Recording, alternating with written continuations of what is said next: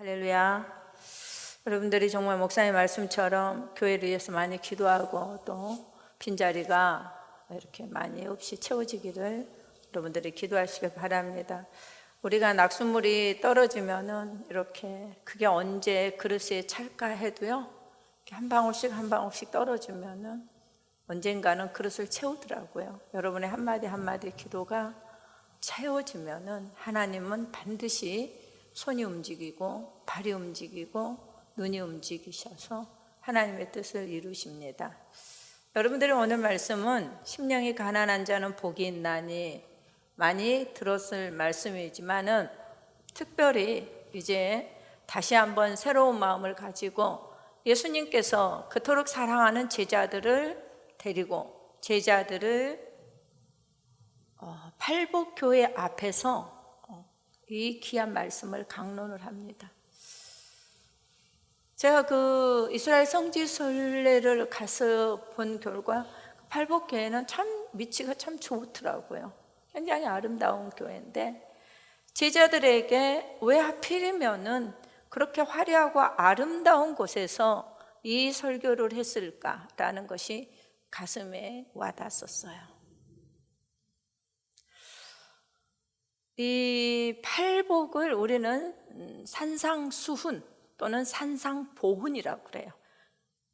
또 성경학자들은 이것을 대헌장이라고 말할 정도로 아주 중요한 말씀입니다. 이 팔복이라는 것은 사람들이 복을 받아서 이 땅에서 행복하게 사는 이 조건이 아니라 이 땅에서 복을 받고 살기 위해서 수단과 방법과 모든 것을 동원해서 오늘 찬양처럼 자기의 보좌를 만들고 자기 마음에 가득한 어떤 유복과 누림을 이런 것을 갖는 것이 아니라 정말 이 복은 영적 축복입니다. 그러니까 영적 인격자로서 하나님과 동행할 수 있는 태도와 자세를 설명하고 있어요. 우리 그 미국에서 좀 살다 보면은 백인들이 특별히 그 아시아인들이나 타민족을 굉장히 싫어하는 부분들이 많이 있어요. 그게 뭐냐면은 저는 백인들하고 친구도 많고 저는 파티도 많이 갔었고 굉장히 많은 교제를 가지고 있는데 그들이 한국 사람을 우리를 미워하는 것보다도 통틀어서 자기 민족 아닌 다른 사람들에게 조금 알러지를 가지고 있는 게 애티튜드예요. 한국 사람들은 가다도 이렇게 문이 열었으면 뒤에 있는 사람이 갈 수 있도록 잡고 배려를 해주는 그런 아름다운 마음이 외국인들은 있죠. 그러니까 부부가 싸우다도 와이프가 티슈 달라고 그러니까 남편이 그렇게 싸우다도 티슈 갖다 주니까 땡큐 하더라고요. 이게 이 문화 차이죠. 애티튜드. 오늘 저와 여러분에게 예수님께서 천국 시민이 되기를 원하니? 천국을 소유하기를 원한다면은 이런 태도로 애티튜드를 가지라고 지금 말씀하고 계십니다. 그래서 이 팔복은 오늘 한 가지 심령이 가난한 자, 이 한 가지가만 구비되어서는 안 됩니다. 이 8가지의 조건이 맞물려서 마치 계속적으로 반복되고 끝이 나고 반복되고 시작되고 이렇게 맞물려 가야 되는 거예요. 다 오늘 할 수는 없지만은 제가 시간이 허락하는 부분까지만 오늘 이 말씀을 같이 나누고자 원합니다. 오늘 8가지의 이 복 중에서 특별히 심령이 가난한 자는 복이 있나니 천국이 그들의 것이요. 이 심령이 가난해야 된다. 이거는 영적 마음을 얘기하는 거예요. 심령. 스피릿이죠. 심령. 마음. 마인드가 아니에요. 하트가 아니에요. 스피릿. 여러분에게 어떤 스피릿이 가지고 있는가? 이 스피릿이 가난해야 된다는 거예요. 왜 하나님께서 우리에게 가난이라고 얘기했을까? 이거는 여기에서 말하는 가난은 없는 것이 아니에요. 푸어가 아니란 말이에요. 헬라어로 이 가난이란 말은 여러분한테 풀어내자면은 푸토코스. 이 푸토코스라는 말은 어떤 미닝을 가지고 있냐면은 너무 가난해서 아무것도 없기 때문에 내가 어떠한 영향력도 타인에게 끼칠 수 없는 요 가난한 상태를 얘기하는 거예요. 다시 말하면 광야에서 바람과 모래만 있고 아무것도 없는 상태인데, 아무것도 없는 텅 빈 이 상태 안에서 오직 하나님만 바라보았을 때 하나님의 방법으로 채워나가는 그 empty를 얘기하는 거예요. 그래서 우리의 심령이, 우리의 마음이 비워져야 된다는 얘기예요. 비우라는 얘기야. 뭘 비우라는 거냐? 죄를 비우라는 거예요. 우리 아까 찬양했던 것처럼 내 안에 내가 너무 많아서 보좌를 틀고 앉아 있는 거예요. 그 마음의 생각과 보좌, 자아들이 하나님의 것으로 채워질 수 없도록 룸이 없기 때문에, 여러분 핸드폰 가지고 있으면 어때요? 자꾸 업데이트하라. 너무 공간이 여러분 없으니까 빨리 그거 버려라. 근데 여러분 이거 노려버리고 핸드폰을 계속 가지고 내가 보고 싶을 때만 봐요. 근데 상대방이 전화하면은 상대방에서 전화가 안 들어가고 어떻게 해요? 자동으로 넘어가 버려요. 근데 본인은 몰라요. 왜냐하면 본인은 그거를 클리어하지 않았으니까, 쓰레기로 버리지 않았으니까, 공간을 정리하지 않았으니까 룸이 계속 갖고 다니는 거예요. 근데 이걸 아는 사람은 어때요? 빨리 버리는 거죠. 사진 버리고 삭제할 거 버리고 룸을 만들어 놓는 거예요. 다른 정보를 빨리빨리 가지기 위해서. empty. 버려야 된다는 거예요. 버려야 되는데 우리가 그거를 버리지 못하고 계속 내 뜻, 내 생각, 내 계획, 질병, 고통, 아픔, 슬픔, 이런 것들을 계속 끌어안고 있는 거예요. 그래서 예수님은 먼저 천국을 소유할 수 있는 사람에게 empty, 비우라는 거예요. 죄를 청산해라는 거예요. 어떻게 청산해요, 여러분이? 죄를 어떻게 청산하라고 말했습니까? 예수님 십자가에 달려 돌아가시면서 너의 모든 죄짐을 나한테 맡겨주라. 크든 적든 모든 죄를 나한테 다 맡겨. 고백만 해. 그러면 그 모든 죄는 내가 짊어질게. 그래서 이사야 선지자는 앞으로 메시아가 오실 거야. 그 메시아는 우리에게 먹을 것을 풍부하게 주고 옷을 주고 유복하고 행복하고 영원토록 이 땅에서 즐겁게 사는 메시아가 아니라, 동정녀에게서 태어난 이 메시아는 너희의 질고를 담당할 것이고, 그가 채찍에 맞음으로 낫고 그가 징계를 받음으로 우리가 평화를 얻고, 그 예수님은 바로 이런 분이야 라고 합니다. 내 허물을 도말하시는 분이고 내 죄를 기억하지 아니하시는 하나님이야. 그거를 이사야 선지자는 계속 이사야 43장 25절을 기억하고 있어요. 이 기록이 오늘날 예수 그리스도께서 십자가에 달려 돌아가시면서 내 모든 죄짐을, 내 모든 것을 그분한테 고백했을 때 그분은 내 마음의 죄를 empty로 청산해 주셨다. 그래서 히브리서 기자는 히브리서 10장 17절에 이렇게 말합니다. 그들의 죄와 그들의 불법을 내가 다시는 기억하지 아니하리라. 할렐루야. 그래서 우리는 do not judge, 정죄할 수 없어요. 왜? 내가 믿음이 있든 없든, 오른편에 있는 강도가 1초 전에 예수를 믿었다 할지라도 그가 죄를 고백하기만 하면은 하나님은 어떤 것도 기억하지 아니할 것을 약속해 주셨어요.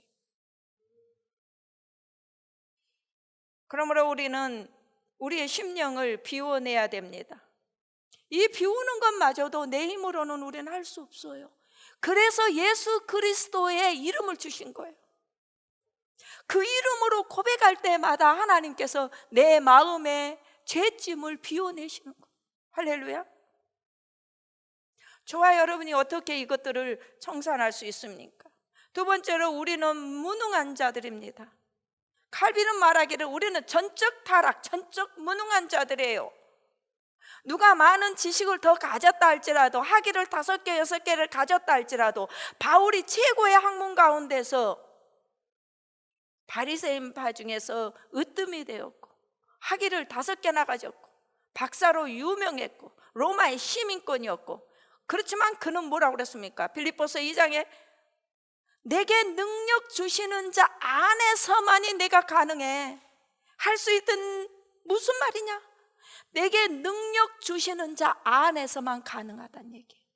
우리는 100% 무능한 자들입니다. 인정하십니까? 누가 조금 좋은 대학을 나오고 조금 가문이 좋다 할지라도 우리는 다 똑같아요. 전적 무능합니다. 100% 무능합니다. 그러나 전능하신 하나님은 100% 퍼펙트 하십니다. 우리는 흔히 직임을 맡거나 또는 어떤 일을 맡겨줄 때 그래요. 저는 잘 못해요. 잘 할 수 없어요. 저는 그런 은사가 없어요. 우리는 연약하디 연약하고 넘어지기 쉽고 어리석고, 얼마나 우리가 어리석은지 몰라요. 저는 번번이 속이고 당해요. 마귀에게 넘어지고 사람에게 넘어지고, 얼마나 어리석은지 몰라요. 우리는 얼마든지 깨질 수밖에 없는 질그릇과 같은 사람들이에요. 그러기 때문에 전능자 하나님 예수 그리스도가 필요한 것입니다. 피어야 돼. 저는 부족합니다. 주님 도와주십시오.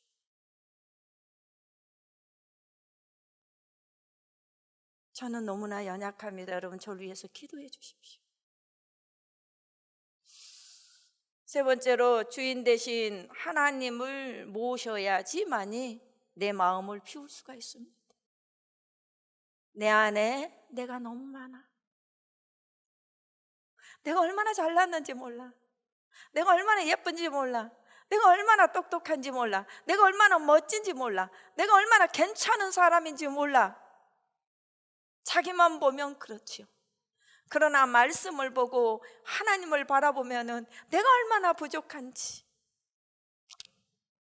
내 주인이 얼마나 위대한지, 내 주인의 뜻대로만 한다면은, 내가 비워내기만 한다면, 복종하기만 한다면은 얼마든지 주님의 원하는 삶으로 살 수 있다는 종의 자세를 가지는 것이 비우는 것입니다. 주님, 말씀만 하시옵소서. 이 종의 자세를 가진 사람이 누굽니까? 아브라함이에요. 그런 창세기 22장에 아브라함을 하나님 부르죠. 아브라함아, 아브라함아, 예, 네 아들, 100세 얻은 아들을 모리아산에 번제물로 갖다 바치라 그래.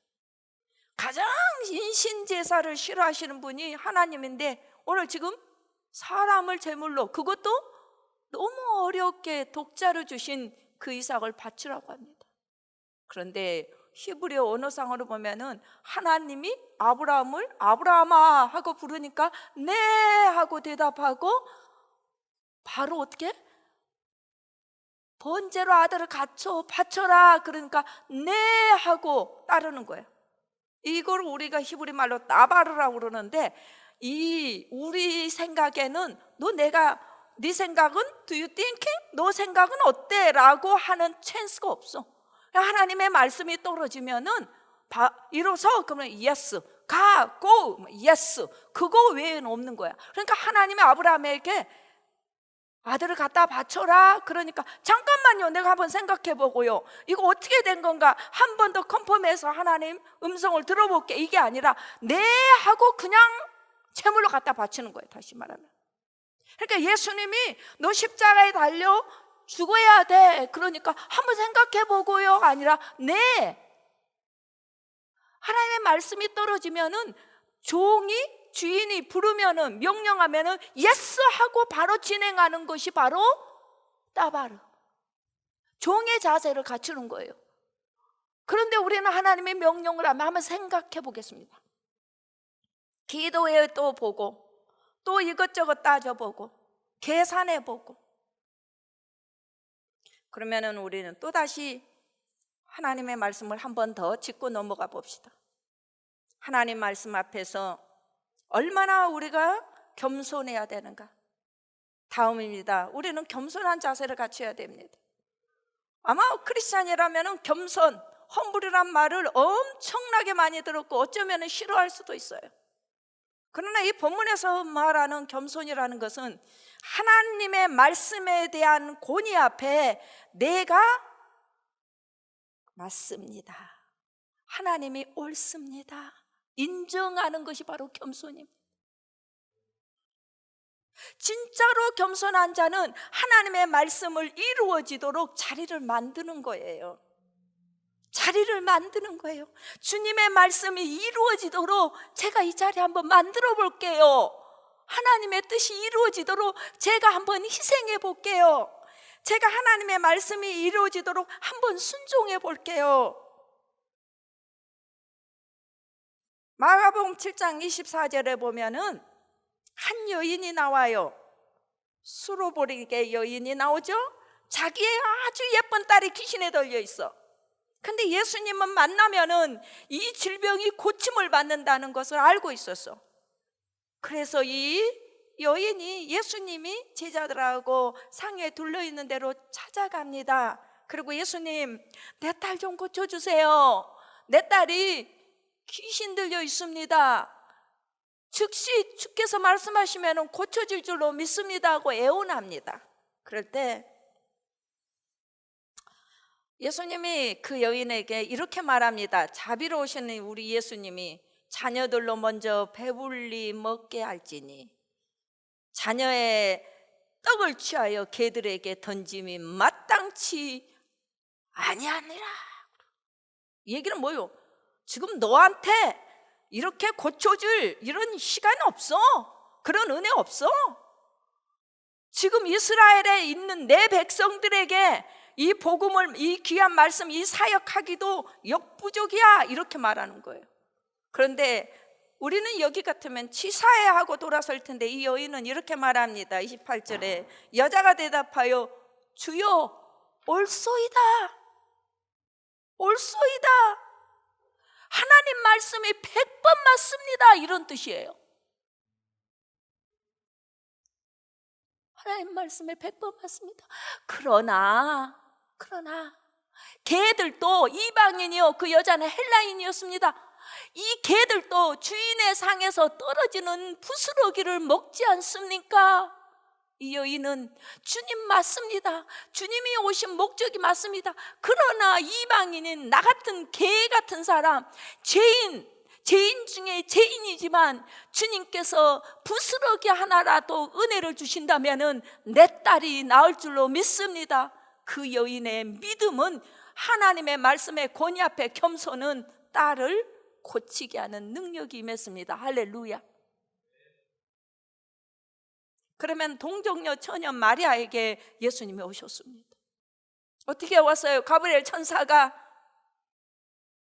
지극히 높으신 하나님의 아들이 너에게 잉태될 것이다. 그러니까 이 마리아가 깜짝 놀라요. 어떻게 사내를 알지 못하는 나에게 이런 일이 있겠습니까? 그때 천사가 이렇게 말합니다. 그래, 맞아. 그러나 이것은 성령으로 말미암아 되는 것이다. 그 여인은 뭐라고 말합니까? 말씀대로 이루어지이다. 옳습니다. 나는 틀리고 하나님이 맞습니다. 아멘. 이게 겸손입니다. 내 생각이 맞고, 내 뜻이 맞고, 내 지식이 맞고, 내 학벌, 신학 박사기가 맞고, 내 30년, 40년 경험 노하우가 맞는 것이 아니라 오늘 내게 주신 말씀이 맞습니다. 내가 이 말씀이 이루어지도록 자리를 만들겠습니다. 내가 사용되게 돼 주여 나를 쓰시옵소서. 이것이 겸손이라는 것입니다.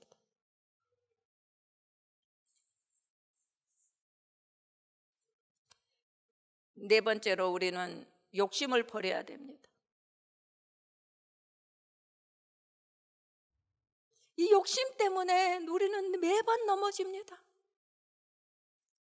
예수님이 삭개오를 만났습니다. 삭개오는 세리장이었습니다.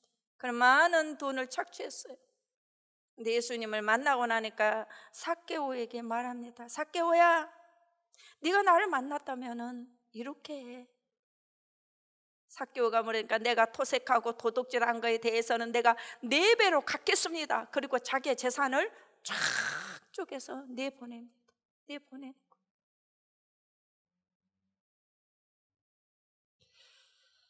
야고보서 기자는 우리에게 말합니다. 욕심이 잉태한 즉 죄를 낳고 죄가 장성한 즉 사망에 이른다고 야고보서 1장 15절에 말하고 있습니다. 우리 속담에 소탐대실이라는 말이 있습니다.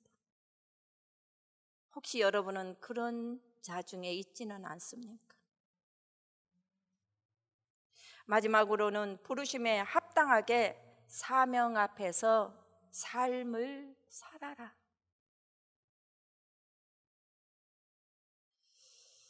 지난 주간에 우리 목사님께서 다니엘에 대해서 설교하셨어요. 다니엘이 사자굴에 던져지더라도 그는 늘 하던 대로 하루에 3번씩 동쪽으로 문을 열어놓고 기도했다. 다니엘의 사명은 무엇이었을까요? 다니엘의 생명은 중하지 않았을까요? 다니엘은 생명에 대한 애착이 없었을까요? 맞습니다. 다니엘은 포로로 잡혀 들어갔어. 사막을 거쳤어. 노예들은 그 당시에 낙타도 말도 태워주지 않았어요. 짐승처럼 질질질질 끌고 가서 느부갓네살 궁에 들어가서 보니까 종으로서 얼마나 많은 편견 속에서 무시를 당하면서 그들은 3년 동안 어때요? 훈련을 받았습니다. 바벨론의 학문을 배우고 그때 사자굴에 던져질 때까지는 왕이 3번이나 바뀌는 정책 아래서 다니엘이 살고 있었어요. 우리 같으면은 주여 사자굴에 던져지지 않을 줄로 믿습니다. 그러고 나서 뭐래요?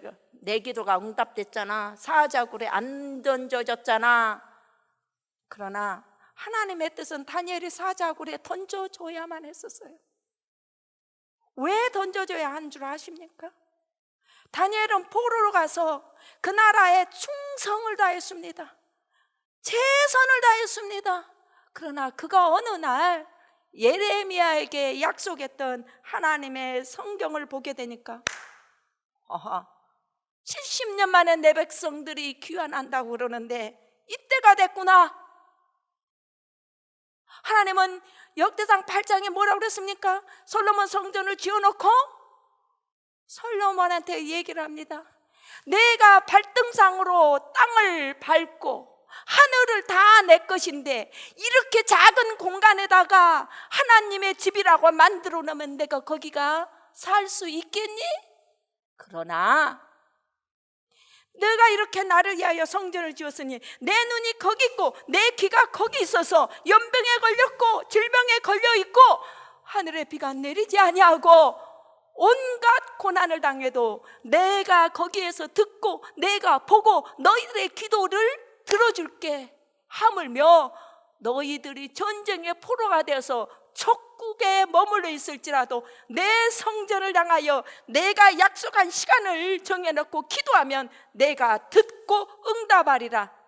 다니엘은 이스라엘 백성들이 70년의 포로로 자기 나라로 가서 성전에서 예배를 드리고 여호와께 영광을 돌리며 더 이상 슬픔의 눈물을 흘리지 아니하는 이 사명을 감당하기 위해서 그는 하던 대로 사명 앞에 기도하는 삶을 살았습니다.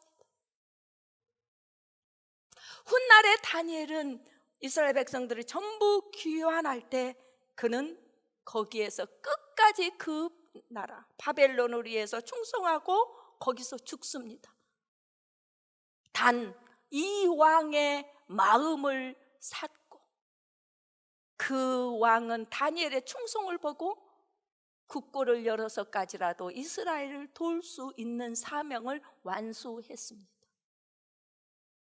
진정한 MT 심령을 비우는 자는 사명 앞에서 사명의 부르심을 앞세우고 나의 모든 것을 내려놓는 것이 가난해지는 자의 마음입니다. 그렇다면 말씀을 결론을 맺겠습니다. 사랑하는 여러분, 이렇게 모든 것을 다 비웠습니다. 비운 상태로 살아서 되겠습니까? 아니에요. 하나님은 비워있는 상태로 사는 것이 아니라 비웠다면 그리스도의 것으로 우리에게 채우라는 것입니다. 천국은 모든 것이 있는 곳입니다. 부족함이 없는 것입니다. 천국을 너희에게 주리라고 약속하셨던 것은 바로 소유할 수 있는 자에게 어떤 것을 채우라는 것입니까? 사랑을 채우라는 것입니다. 하나님의 말씀이고, 말씀은 곧 하나님의 사랑이고, 사도 요한은 하나님은 사랑이다, 하나님의 나라는 사랑으로 채워져 있기 때문에 사랑을 채워야 되는데, 내가 사랑 타령을 한다고 해서 사랑이 내게 채워집니까? 사랑한다고 사랑하자고 사랑을 불러서 사랑이 채워집니까? 아닙니다. 십자가에 달려 돌아가신 그 예수의 사랑이 내게, 예수의 피가 수혈되기만 하면, 그 사랑이 내게 전이가 된다면 나는 하나님의 사랑으로 부푼 가슴에 채워지기 시작합니다. 하나님의 사랑에 채워지면 이 사랑을 전하지 않고 견딜 수가 없습니다. 하나님의 사랑이 채워지면 기도하지 아니하고는 살 수가 없습니다.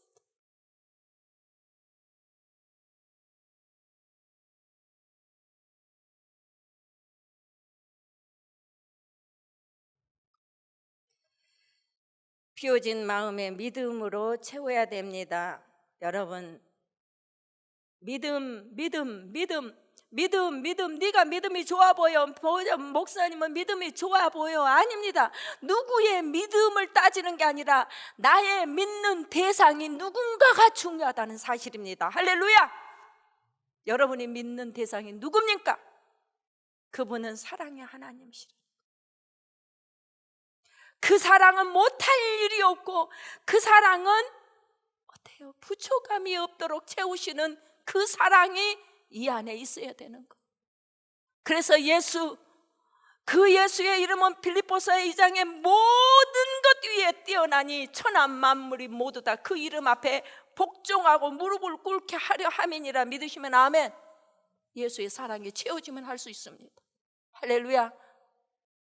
그래서 사랑하고 믿음은요, 내일이에요. 기차가 달려가는데 한 내일이 아니에요. 반드시 사랑 있는 사람은 믿음 있고, 믿음 있는 사람은 사랑을 비춰내게 돼 있었습니다. 사랑하는 여러분, 우리는 천국에 대한 소망을 가지고 바라보아야 됩니다. 아멘. 목회를 하다 보니까 저는 10남매 막내인데 하나님의 사랑을 알고 보면은 한 사람 한 사람 기도할 때 저 사람의 아픔이 나한테 느껴져. 저 사람의 외로움이 내가 느껴져. 저 사람의 허전함이 너무너무 안 됐어. 그러니까 무릎을 꿇을 수밖에 없어. 그러니까 기도해 줄 수밖에 없어. 여러분, 기도의 수고가 얼마나 힘든지 아십니까? 저는 여러 번 금식을 합니다. 제가 제일 싫어하는 게 금식입니다. 그런데 하나님은 나에게 제일 약한 부분에 금식을 하기만 하면은 즉시 응답이 돼요. 내가 중보했던 사람들이 연락이 옵니다. 목사님, 나 위해서 기도했지요. 왜요? 목사님, 꿈에 나타났는데 이런 문제 해결됐어요. 저는 노트에 기록하지. 사랑하는 여러분, 우리에게는 소망이 있습니다. 할렐루야. 어제 목사님이 새벽 설교에 믿음, 소망, 사랑에 대한 사랑장 고린도전서 12장을 설교하셨어요. 맞습니다. 믿음, 소망, 사랑 세 가지는 항상 있어야 되는데 그 중에 제일은 사랑이라 순본을 사랑으로 정하라는 겁니다. 예수를 한번 사랑해 보십시오. 아멘. 말씀을 한번 사모해 보십시오. 아멘. 그 말씀이 여러분에게 채워지기만 한다면은 내 안에 있는 전능자, 내 안에 있는 십자가가 여러분을 인도하실 것입니다. 어디로요? 저 천국을 향하여서. 팔복 중에 여러분들이 계속 나가겠지만 애통하는 자는 복이 있다. 뭘 애통해야 되냐고요? 있어야 할 것이 없는 것을 애통해야 되고, 내 안에 있는 죄를 보고 우리는 애통해야 돼요. 이 애통이라는 뭐는 창자가 끊어지는 아픔으로 기도하라는 거예요. 회개하라는 거예요. 온유한 자는 어떤 자예요? 온유한 자는 예수님의 성품을 말하고 있어요. 마태복음 11장 28, 29절에 무거운 짐진 자들아, 수고한 자들아, 다 내게로 와라. 나는 마음이 온유하고 겸손하니 내게 와서 배우라. 온유, meek, 모온이란 뜻입니다. 마치 야생마가 지 마음대로 날뛰다가 주인이 길들여 놓으니까 주인의 마음대로 하는 경마장에 달리는 말같이 길들여져 있는 거예요. 모세가 가장 온유한 자라고 그랬죠. 여러분, 신의 산을 오르락내리락 할 때 얼마나 덥고 힘든지 몰라요. 모세가 지면에서 가장 온유한 자라 할 때 하나님, 모세 올라와, 예, 내려가, 예, 이게 바로 온유예요. 의에 줄이고 목마른 자, 여러분, 우리는 의에 목말라야 됩니다. 불의와 내 욕심, 내 재미에 키웃거리지 마시고 하나님 그 나라의 의를 위하여 목이 마르시기를 바랍니다. 긍휼히 여기는 자는 복이 있다고 그래서 남을 보고 넘어지면서 자빠지고 힘든 사람을 보고 긍휼의 사랑이 없다면은 우리도 긍휼의 심판 앞에서 긍휼을 받을 수가 없습니다. 가장 하나님이 기뻐하는 기도 중에 하나가 주여 나를 불쌍히 여기소서. 아멘. 나를 불쌍히 여기소서. 하나님 가장 약한 단어입니다. 주여 나를 불쌍히 여기소서. 나는 죄인이로소이다. 나를 불쌍히 여기소서. 그러면 하나님의 긍휼의 심판이 여러분에게 임한다는 거예요. 마음이 청결한 자가 하나님을 볼 것이요, 100%. 욥에게 찾아오신 하나님 뭐라고 그래요? 욥기서 8장 7절 보면 마음이 정직하면 마음이 청결해야 돼. 하나님 앞에 우리 자신에 대해서가 아니라 하나님 말씀에 대해서 오점 남기지 말고 청결하게 사시기를 바랍니다. 이 땅에 우린 다 죄인이, 의인이 없어, 하나도 없습니다. 그러나 말씀을 받을 때만큼은 순수하게 받으시길 바랍니다. 의심하지 말고 토달지 말고 주의 말씀이 옳으니이다, 말씀대로 되어집니다. 아멘. 누가 더 나을 사람이 여기 아무도 없습니다. 똑같습니다. 화평케 하는 자는 복이 있나니 피스메이커, 가는 데마다 트러블 메이커가 되지 말고 피스메이커가 될 수 있도록 화평의 자리를 만들라는 얘기예요. 아멘. 만들어준 데 들어가지 말고 만드는 여러분 되시기를 바랍니다. 그래야 하나님의 아들이 된다고 약속하셨습니다. 의를 위하여 핍박을 받는 자는 복이 있다. 하나님 나라, 하나님 때문에 여러분 고생하십니다. 이 핍박이라는 퍼시큐라는 단어를 보면은 사냥꾼이 먹잇감을 향해서 막 쫓아와요. 그러니까 뒤로 막 도망을 계속 가는 거예요. 이렇게. 나 지금 일부러 하는 거예요, 여러분. 이렇게. 더 갈 데가 없어. 막 도망갈 수가 없어. 그래서 제발 어떻게 하라고? 살려주세요. 살려주세요. 나 좀 구해주세요. 그게 펄시크, 박해예요. 적당하게 예수 믿는다고 고난당하고, 적당하는데 힘든 게 아니란 말이에요. 그런 핍박 받아보셨어요? 나는 모태신앙 3, 4대 가졌습니다. 저는 그런 핍박 받아봤어요. 접시를 나한테 던져서 접시가 제 목에 깨져서 목이 날아갈 뻔했고, 형제간들이 5년, 4년, 2단, 3년이라고 관계를 끊었고, 너는 예수에 미쳤으니까 오지 마라고 그랬고, 저는 구타도 당해봤고 감금도 당해봤어요. 나는 한 번도 예수를 부인한 적이 없습니다. 그런데 이 성경 단어를 보니까 이거는 박해도 아니더라고요. 이거는 핍박이 아니더라고요. 진짜 핍박은 기름가마가 펄펄 끓는데 사도 요한을 예수 믿는다고 거기다 집어넣는데 기름가마에서 툭 튀어나와가지고 바깥에 살아나는, 그렇게 진짜 핍박이라는 거예요. 여러분은 우리 교회를 위해서, 하나님을 위해서 얼마나 핍박을 받아봤습니까? 얼마나 고난을 받아봤습니까? 예수 믿는 것 때문에 얼마나 여러분이 손해를 봤습니까?